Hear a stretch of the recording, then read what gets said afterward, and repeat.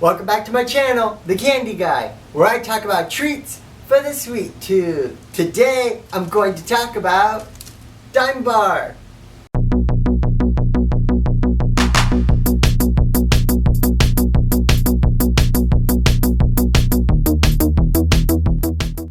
The Daim bar was introduced in Sweden in the 1950s.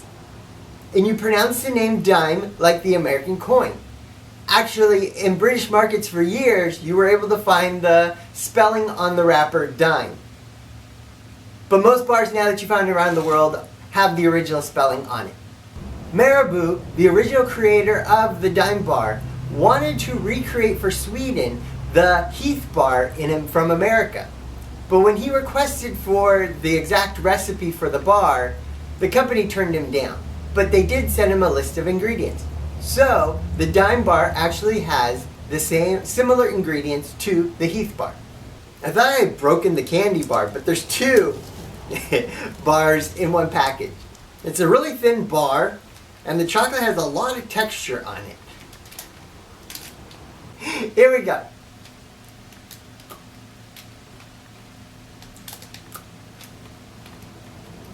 It's mainly sweet, and toffee in the center comes really chewy. The inside pretty much tastes like an almond roca or English toffee center, which those are pretty much the same recipes.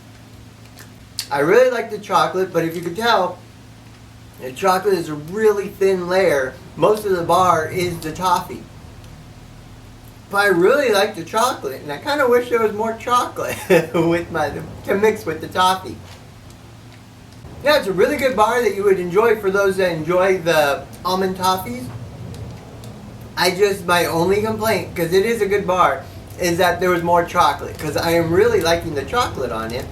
I just wish I could enjoy more of it. That's my main complaint. The penny candy store does not carry the Daim bar. And I usually do not like to feature 2 weeks in a row a candy that the penny candy store doesn't carry. But I had to change my schedule because this week is Eurovision! Since the Daim bar is from Sweden and this year's competition is going to be hosted in Sweden, it only makes sense that I do a candy from that country. What is Eurovision?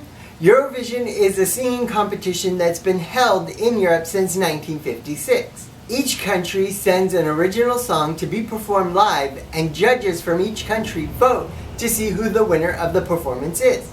The winner of the competition will have their country host the following year's competition.